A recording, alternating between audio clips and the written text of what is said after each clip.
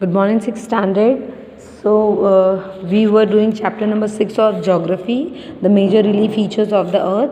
I have explained you about how the landforms were formed, the process, the internal process and the external process. We have already discussed. Now we are on page number 161. That is major landforms. Landforms में I think we have done mountains, types of mountains we have to cover. So there are three types of mountains. This I have given you as a project work also. Some has submitted their project, the rest have to submit till the next date of term 2. Okay, so types of mountain we are going to read today. So there are three types of mountain, the fold mountains. I'll be showing you the picture also. This is the picture of 4 mountains. Okay, किस तरीके से जो ज़मीन है because of the internal process वो क्या होती है, स्क्रम्बल होती है, और किस तरीके से 4 माउंटेन्स फॉर्म होते हैं. So the next mountain is block mountain. Block mountain again the internal जो प्रोसेस होती है उससे माउंटेन क्या होती है, अप एंड डाउन हो जाती हैं. अप एंड डाउन मतलब अगर अंदर से कुछ चीज़ें हिल रही हैं तो माउंटेन्स भी हिलेंगे. So because of this block mountains form. And the last one is volcanic mountains. These are the mountains formed when volcanic eruptions happens. ये वो mountains है जहाँ पे volcanic eruptions हो जाते हैं. ठीक है. So now we have to read in detail. So first is fold mountain. So fold mountains, all the mountains are in series. जितने भी माउंटेन रेंजेस होते हैं आप देखोगे हर एक माउंटेन के साथ एक और माउंटेन जुड़ा होता है. It's not individual single mountain.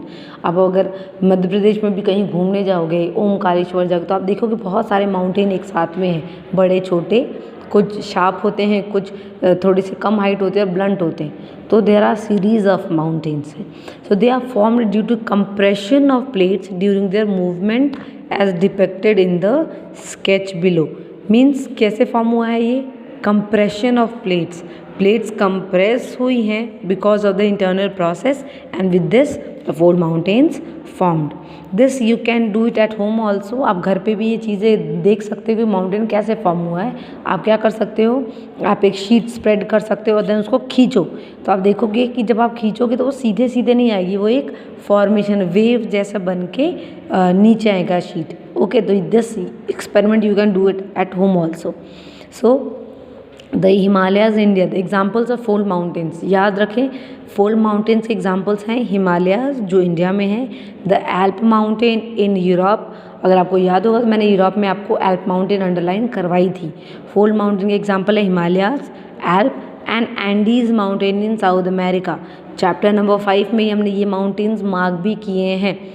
और कुछ बच्चे जो अपनी नोटबुक दिखाने भी आए थे पीटीएम में, they have done this work also. So everybody has to stick different continents map in their notebook और मार्क करने वो इंपॉर्टेंट चीज़ें जो मैंने आपको बताई थी. ठीक है. So these are the examples of fold mountains. Next mountain is the block mountain. Again जो ब्लॉक माउंटेन्स हैं वो क्या हैं, सीरीज में हैं.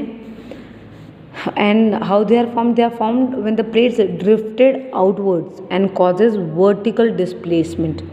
ड्रिफ्ट बाहर की तरफ से हो रहे हैं और वर्टिकल से डिस्प्लेसमेंट. कैसे, वर्टिकल मतलब होता है सीधा.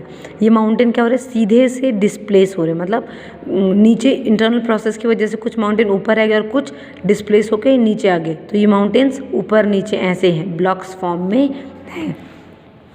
कहते हैं जो अपलिफ्टेड पार्ट है, अपलिफ्टेड मतलब ये ऊपर वाले जो पार्ट है उसे हम कहते हैं हॉस्ट, और नीचे वाले पार्ट को हम कहते हैं ग्रेबन.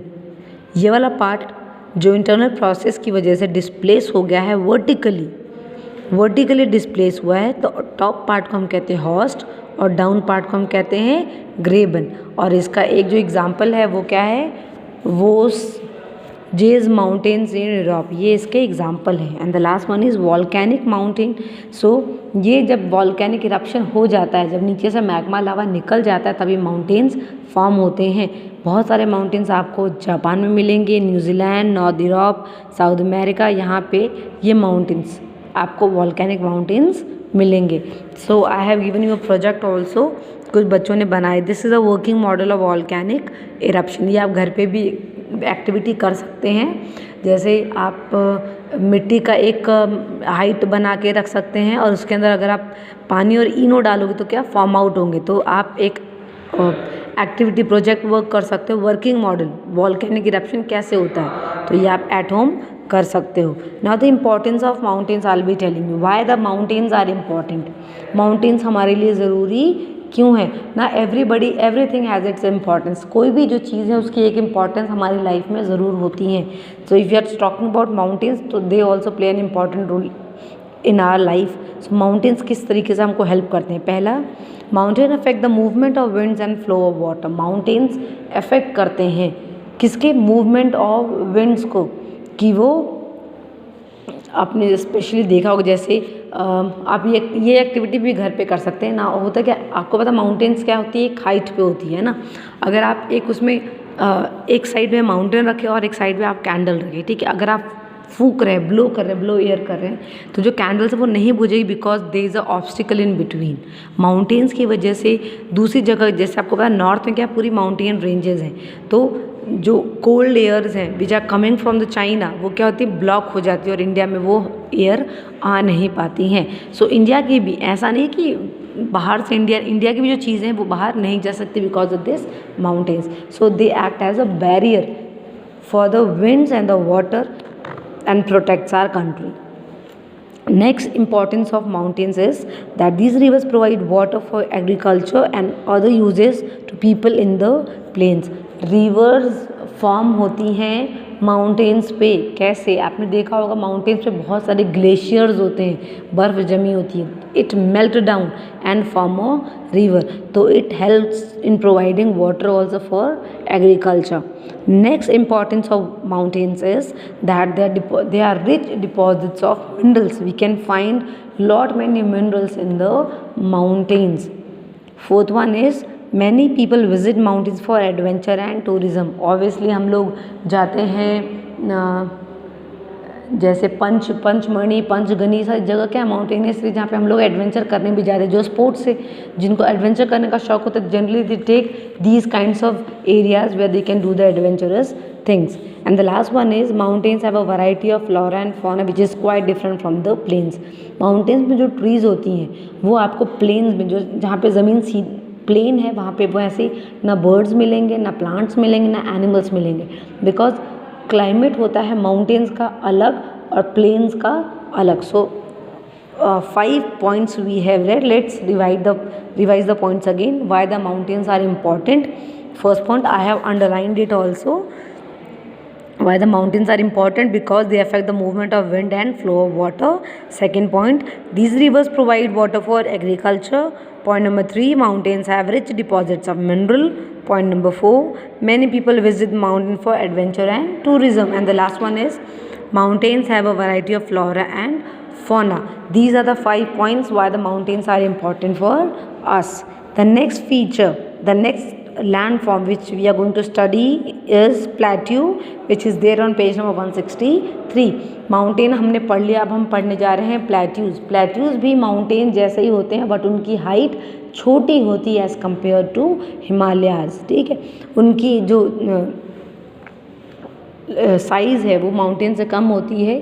सो दूर से देखने पे वो आपको टेबल टॉप्स लगेंगे। टेबल टॉप्स मतलब आप देखो टेबल जहाँ पे आप चाय रख के पीते हैं या फिर गेस्ट को सर्व करते हैं टी, तो उस तरीके से आपको माउंटेन्स लगे। वो ब्रॉड होती हैं, ऊपर से ब्रॉड और छोटी होती है as compare to Himalayas. So what are plateaus? They are a type of raised grounds. Raised मतलब उठी हुई, ज़मीन से उठा हुआ है बट फ्लैट है ऑन टॉप। माउंटेन्स कैसे होते हैं? तीखे होते हैं, है ना। मैं आपको यहाँ पे दिखाती हूँ, जैसे आप ये देख रहे हो माउंटेन्स कैसे होते हैं? शार्प, है ना। बट आपको प्लेट्यूज कैसे दिखेंगी? फ्लैट। ये क्या है? पीक है और ये आपको दिखेंगी फ्लैट। सो प्लेट्यूज क्या है? रेज ग्राउंड्स हैं बट टॉप से वो क्या हैं? फ्लैट्स हैं। So how they are formed? They are generally formed by cooling of volcanic material which settles and solidifies after an eruptions. Plateaus किससे बनती हैं? इस वॉल्केनो से बनती हैं। जब वॉल्केनोज का जो अंदर का लावा वगैरह निकल के बाहर सेटल होता है बाहर, तो वो क्या फॉर्म करता है? प्लेट्यूज फॉर्म करता है। ये नहीं, जो इसके अंदर की जो चीज़ें आपको दिख रही हैं, ये जब बाहर आके बहती हैं तब ये प्लेट्यूज फॉर्म करती हैं। सो इंडिया में भी है द छोटा Nagpur plateau, the Deccan plateau, the Tibetan plateau. ये क्या है? एग्जाम्पल्स हैं। सबसे बड़ा हाईएस्ट प्लेट्यू है the Tibetan plateau which in the world and also called the roof of the world. Underline this, the Tibetan Plateau. ये हाईएस्ट प्लेट्यू है और इसे हम क्या कहते हैं, रूफ ऑफ द वर्ल्ड कहते हैं. Now why the plateaus are important, mountains we have read why they are important. Now why plateaus are important, they are important because they have a rich mineral deposit. यहाँ पे plateaus में भी आपको बहुत सारे minerals मिलेंगे. Second, they are also source to produce electricity because plateaus में आप जनरली देखोगे वहाँ से क्या होती है, वाटरफॉल होती है और वो जनरेट कर सकते हैं, उसको हम जनरेट कर सकते हैं इलेक्ट्रिसिटी जनरेट करने में.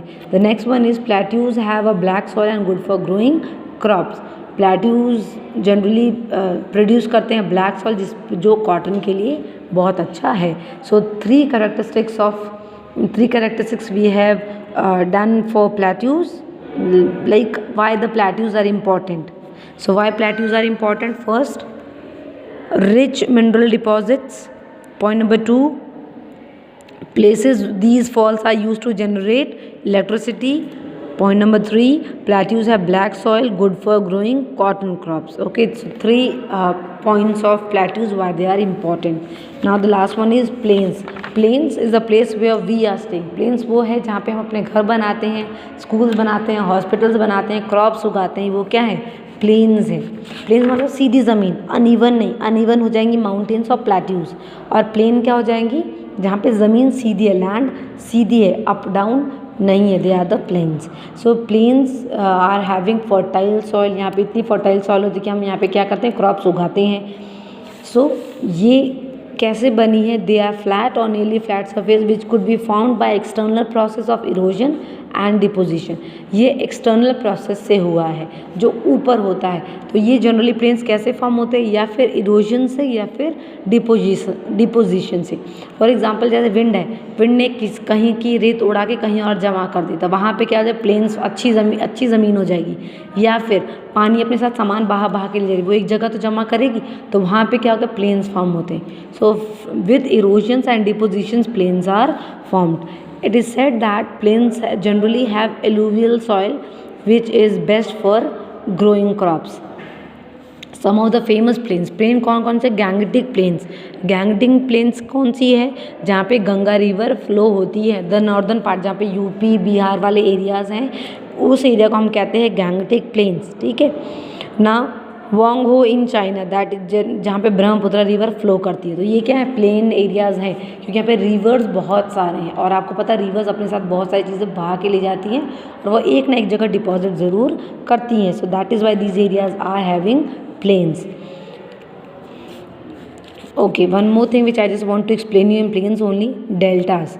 ओके, नाउ डेल्टास क्या होते हैं, डेल्टास वो होते हैं जहाँ पे rivers sediments, the river reaches the place where it meets the sea. River जहाँ पे सी से मिलती है और ओशन से मिलती है, जब ये area by this time it reaches this area, it gets so slow that eroded material in the left behind as sediments called silt. Such areas where river sediments divide the water channels into very small distributaries, it is called delta. जब बहुत सारी reverse ocean या river से मिल जाती हैं और फिर वो डिवाइड होती हैं, डिस्ट्रीब्यूटरी मतलब क्या होता है, मैं आपको एक डायग्राम से समझा देती हूँ. ठीक है, ये आपकी एक मेन रिवर है. ठीक है, आप इसको कोई भी रिवर गंगा ही मान लो. ठीक है, ये दिस इज मेन रिवर. जब ये रिवर डिवाइड होती है तो दिस 3 आर कॉल्ड ट्रिब्यूटरी. ये 3 क्या कहलाती हैं, ट्रिब्यूटरी. जब ये एक 3 जो ट्रिब्यूटरी वो और पार्ट्स में डिवाइड हो जाएं तो हम इसे कहते हैं डिस्ट्रीब्यूटरी. मेन रिवर 3 पार्ट्स में डिवाइड हुई है, वो 3 पार्ट्स और फर्दर में डिवीजन हो गए, उसे हम कहते हैं distributary. So when the sediment, जो वाटर के अंदर सेडिमेंट्स हैं वो बहुत सारे डिस्ट्रीब्यूटरीज में डिस्ट्रीब्यूट हो जाते हैं, उसे हम कहते हैं डेल्टा. ठीक है, जहाँ पे बहुत सारी रिवर्स आके अपनी सेडिमेंट डिपॉजिट करती है, उस एरिया को हम कहते हैं डेल्टा. इंडिया में सबसे बड़ा डेल्टा रीजन है Sundarban delta, that is in West Bengal. अब ना why plains are important, plains क्यों ज़रूरी है. पहला कि उसमें बहुत सारे मिनरल्स हैं, तीनों में मेन फीचर्स हैं माउंटेन्स, प्लेट्यूज एंड प्लेन्स की। इनमें क्या है, मिनरल डिपॉजिट्स। प्लीज़ ध्यान दीजिएगा, तीनों में माउंटेन्स, प्लेट्यूज एंड प्लेन्स में मिनरल डिपॉजिट्स हैं। Second, flat surface of plains facilitate easily movement of transportation of people. ज़मीन सीधी है तो उसमें ट्रांसपोर्टेशन भी ईजी हो जाएगा, लोगों का आना जाना मूवमेंट भी ईजी रहेगा as compare to mountains and plateaus. Third reason, it is easy to make roads and railway bridges. Plains पे रोड्स बनाना, रेलवे के ट्रैक्स बनाना ईजी होता है as compare to mountains and plateaus. ठीक है, सो ये हैं important features, please underline this. And the last one is people and the land forms. हम किस तरीके से जुड़े हुए हैं। सो हमको एक ऐसी ज़मीन चाहिए जहाँ से हमको खाना मिल सके, ऐसी चीज़ें जहाँ से हमारा एंटरटेनमेंट हो सके। लाइक हमको कभी घूमने का मन करा तो हमारे पास वो चीज़ें होनी चाहिए। तो वो इंसान और इन्वायरमेंट एक तरीके से जुड़ा हुआ है। हमको रहने के लिए प्लेन चाहिए, एडवेंचर करने के लिए माउंटेन चाहिए, मिनरल्स के लिए हमको प्लेट्यूज चाहिए। तो हम कहीं ना कहीं चीज़ों से जुड़े हुए हैं। बट हमने देखा है because of the internal and external process हमको बहुत सारे डिज़ास्टर से भी गुजरना पड़ता है, like earthquake, landslides, floods, volcano, tsunami, cyclones. ये वो चीज़ें हैं जो हर एक जगह पे अलग अलग होती हैं और इन चीज़ों से बहुत सारा डिस्ट्रक्शंस होता है और लाइफ एंड प्रॉपर्टी भी लॉस होती है। It's not that the land forms are giving us the benefits also, it does not have any kind of demerits. Yes, एक तरीके से लैंड फॉर्म्स हमको अगर सहूलियत दे रही है तो वो हमको बहुत सारी अदर चीज़ें भी दे रही है जिससे हमारी जो प्रॉपर्टी, लाइफ एंड प्रॉपर्टी वो लॉस हो रही है। ठीक है, so the government of India has taken many steps to save the environment and bring out the cleanliness. कि हमको अगर सराउंडिंग्स पे रहना है तो we have to clean it also, we have to save it also. अगर plants ही नहीं रहेंगे तो जो हमारी अर्थ है वो क्या, जो सॉइल है उसको होल्ड करने के लिए कुछ चीज़ें नहीं रहेंगी, है ना। तो क्या हो सकता है, सॉइल इरोजन होगा, ये सारी चीज़ें हो सकती है। तो the government has certain steps they have made so that we can protect our environment and the land form. So use of plastic has been controlled and the initiatives such as स्वच्छ Bharat have been undergo। बहुत सारी ऐसी चीज़ें भी निकली जिससे हम अपने environment को clean कर सके। So this is the landform and the people। So in this way we have completed our chapter number 6। Again I am repeating the syllabus of social is from geography chapter 5 and 6, from civics chapter 5 and 6, and from history it is 6 and 7। Please complete your question and answers, your MCQs and everything. Okay, thank you class।